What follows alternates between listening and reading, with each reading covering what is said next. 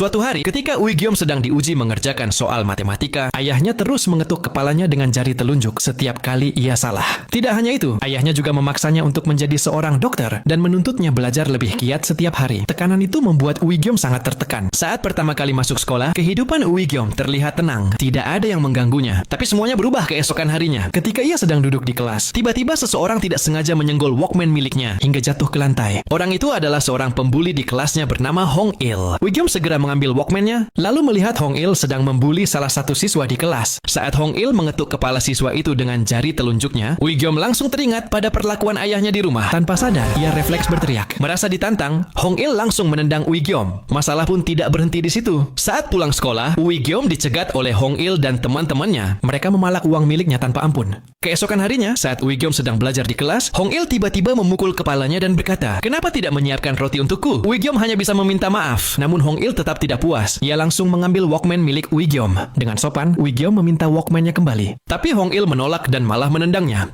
Uigyom mencoba meminta sekali lagi sambil berkata bahwa Walkman itu sangat penting baginya. Bukannya mengembalikan, Hong Il malah menjatuhkan Walkman itu ke lantai dan berkata, "Kalau bisa, ambil sendiri." Lalu Hong Il mendekat dan kembali mengetuk kepala Uigyom dengan jari telunjuknya sambil mengejeknya, "Kutu buku." Saat itulah sesuatu dalam diri Uigyom akhirnya meledak. Ia langsung memukul Hong Il. Awalnya, Hong Il masih menganggap Uigyom lemah dan tidak bisa berkelahi. Tapi perkelahian hebat pun terjadi di dalam kelas. Di awal pertarungan, Hong Il memang lebih banyak memukul. Namun perlahan Uigyom mulai membalas. Pukulannya semakin brutal hingga membuat Hong Il yang terkenal sebagai pembuli itu akhirnya tidak berdaya. Saat Uigyom mengambil kembali Walkman-nya, Hong Il mencoba menyerangnya dengan kursi. Namun Uigyom berhasil menghindar dan memukulnya lagi. Sampai Hong Il benar-benar jatuh tak berdaya. Namun masalah belum selesai. Keesokannya, ketika Uigyom berada di kamar mandi sekolah, tiba-tiba seseorang menendangnya dari belakang. Orang itu adalah teman Hong Il bernama Seong Jun, yang tidak terima karena Hong Il dipukuli hingga babak belur. Uigyom pun perlahan berdiri, lalu menatapnya dan mulai mendekat.